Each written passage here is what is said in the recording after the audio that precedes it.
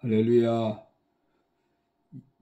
1월 30일 새벽 말씀 묵상입니다. 오늘 정체성 선포 성경 통독 범위는 레위기 5장에서부터 7장입니다. 정체성 선포 말씀은 나는 매 순간 회개할 기회를 놓치면 안 되는 사람이다. 회개할 기회가 주어졌을 때 놓치지 않는, 그래서 하나님의 용서의 은혜 가운데 사는 우리의 모습이 되어졌으면 좋겠습니다. 이제 오늘 묵상할 하나님 말씀은 마가복음 2장 14절부터 17절까지 말씀 봉독하겠습니다.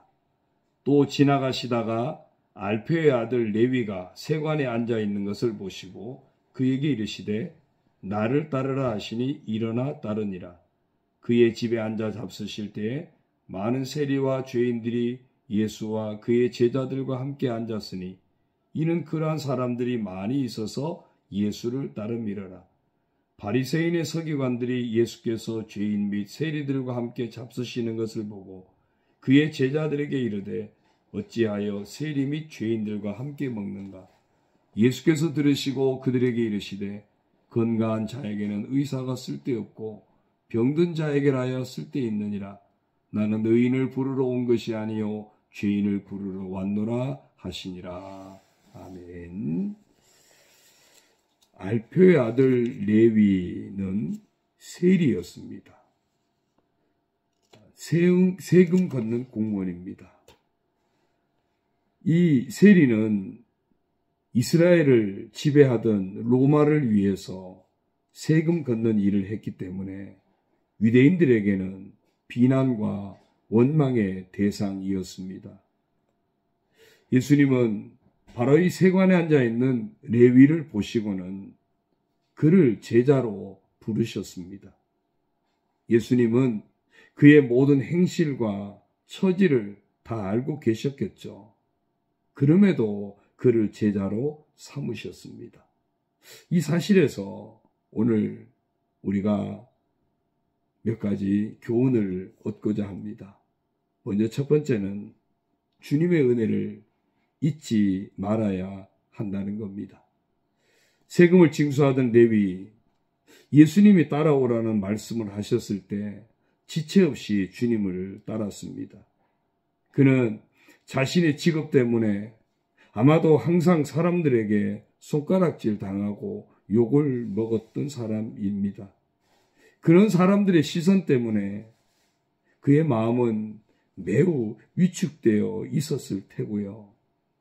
그런데 소문으로만 듣던 예수님이 다가오셔서 자기를 비난하고 책망하시는 것이 아니라 오히려 제자를 삼겠다고 말씀하셨습니다. 그는 그 순간에 자기의 모든 허물을 예수님의 사랑으로 덮으신다는 것을 깨달았을 겁니다. 여러분, 사랑받고 용납받는다는 이 확신이 얼마나 소중한 것입니까? 바로 이 레위는 그런 사랑받고 용납받는다는 확신으로 인해서 기꺼이 주님을 따라 나설 수 있었던 겁니다. 사실 예수님이 우리를 제자로 부르신 것도 우리에게 제자다운 면모가 있어서 부르셨겠습니까? 세리가 동족에게 비난받아 마땅한 일을 했던 것처럼 어쩌면 우리도 이웃에게 많은 상처를 주며 살지 않았습니까? 하나님의 뜻을 거스르면서도 오히려 자신을 합리화시키고 불순종의 죄를 얼마나 많이 지었습니까? 그럼에도 예수님은 우리의 모든 죄악을 아시면서도 우리를 찾아오셨고 십자가에서 죽기까지 하면서 우리에게 대속의 은혜를 베푸셨고 용서의 은혜를 베풀어 주셨다는 겁니다. 이것이 바로 우리가 감사함으로 주님을 따라야 할 분명한 이유입니다. 나 같은 죄인 살리신 이 찬양은 많은 사람에게 주님의 은혜를 기억하게 하는 노래입니다. 이 찬송시를 지은 존 뉴턴은 노예무역에 종사하면서 온갖 죄를 짓던 사람입니다. 그런데 그가 하나님의 부름을 받습니다. 회개하게 됩니다. 오히려 평생 노예 해방을 위해서 사는 사람으로 변화되어졌습니다. 죄인의 자리에서 하나님의 은혜를 입었다고 하는 것, 얼마나 귀한 은혜입니까? 이 은혜를 잊지 않고 그 은혜에 합당한 삶을 살아가는 것, 너무나도 소중한 삶인 줄로 믿습니다. 두 번째는 이 레위가 부름받는 이 장면을 보면서 차별 없이 누구에게나 전도할 수 있어야 함을 깨닫습니다. 세리 레위는 예수님을 만난 기쁨에 주님을 자기의 집으로 초대합니다. 그는 가족과 직장 동료들까지 모아놓고 식사를 대접합니다. 지나가던 바리새파 서기관들이 레위의 집으로 다가옵니다. 그곳에서 그들은 세리와 죄인들과 함께 앉으신 예수님을 보고 비난하기까지 합니다. 예수님은 그들의 비난에 어떻게 반응하십니까? 당신은 의인이 아니라 죄인들을 불러 변화시키게 오셨다고 응답하십니다. 세리는 당시 유대인들이 외면하는 죄인들이었습니다. 우리는 그런 세리를 찾아서 제자로 삼으신 그 예수님의 성품을 배워야 한다는 겁니다. 우리는 사람을 외모와 학식이나 그리고 그 밖에 여러 조건들을 따지면서 관계를 맺는 경향이 있습니다. 하지만 예수님의 전도에는 그런 경계와 한계가 없었다는 겁니다. 세리와 같이 사람들에게 비난받고 외면당하는 사람들이나 사마리아 여인과 같은 사회적 약자들까지 예수님은 적극적으로 찾아가셨고 그들을 구원으로 이끌어 내셨다는 겁니다. 모든 사람이 구원받기를 원하셨기 때문입니다. 세리 레위는 바로 이렇게 해서 예수님을 믿게 되었고 차별 없는 예수님의 은혜 때문에 예수 믿고 변화받습니다. 마침내 마태복음의 저자까지 되지 않았습니까? 때로 우리의 편견은 영혼 구원에 장애가 됩니다. 누군가를 비판적으로 바라보는 시선이 그를 아예 전도 대상에서 제외시켜 버릴 수도 있습니다. 그런데 여러분, 입장을 바꿔놓고 생각해 보십시오. 주님은 우리의 악한 행실에도 불구하고 우리를 부르시고 변화시켜 주셨다는 겁니다. 하나님의 자녀로 삼아 주셨습니다.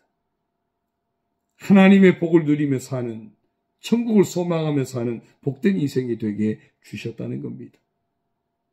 차별 없는 이 하나님의 사랑, 이 은혜를 우리는 잊지 말아야 됩니다. 예수님은 지금도 우리가 남들이 외면하는 그 사람들까지 찾아가서 그들에게 당신의 사랑을 전하고 당신의 복음을 전하고 그들을 구원의 길로 인도하기를 기대하고 계심을 우리가 잊지 말아야 됩니다. 오늘 세리 레위를 부르신 이 주님의 은혜를 통해서 죄인된 나를 불러주신 주님의 은혜를 잊지 않고 그 은혜에 보답하는 삶을 살아가고 차별 없는 그 사랑으로 오늘 나에게까지 예수님 만나 구원받게 하신 그 은혜를 기억하면서 차별 없는 그 은혜를 그 사랑으로 복음 전도자로 영혼 구원을 위해 힘쓰는 사명자 모두가 되기를 예수님의 이름으로 축원합니다. 세리 레위가 받았던 그 은혜 우리가 놓치지 않고 또 그 은혜를 증거하는 복된 모습이 되기를 간절히 소망합니다. 기도드립니다. 하나님 아버지 고맙습니다. 세리 레위 많은 사람들에게 외면당하고 손가락질 받던 사람이지만 예수님은 그를 비난하지 않고 책망하지 않고 오히려 그를 찾아오셨고 사랑으로 품어주셨습니다.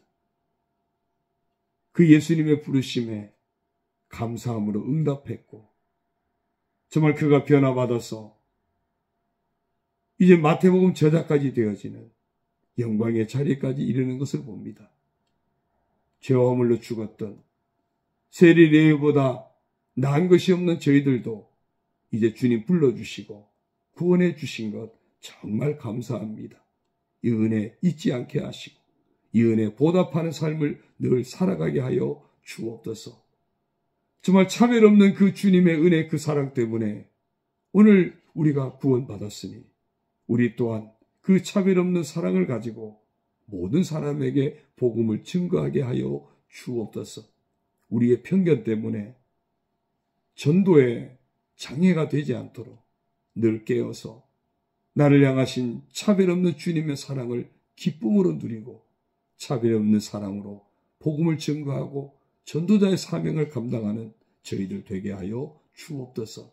그리하여 저희들을 통하여 하나님 영광 받으시고 하나님이 마음껏 은혜 베푸시고 마음껏 축복하실 수 있는 복된 인생을 감당하게 하여 주시고 저희들 통하여 많은 영혼 또한 예수님 만나는 열매가 맺혀지도록 주님 축복하여 주옵소서. 오늘 하루도 우리 모든 성도들의 삶들을 아버지께 의탁합니다. 가정도 자녀도 모든 생업도 우리 교회도 아버지께 의탁합니다. 이 나라의 민족도 의탁합니다.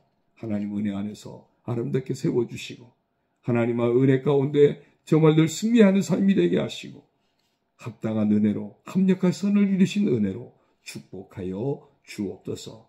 모든 것 주님 의지하옵고 예수님의 이름으로 감사하며 축복하며 기도 올리옵나이다. 아멘. 샬롬.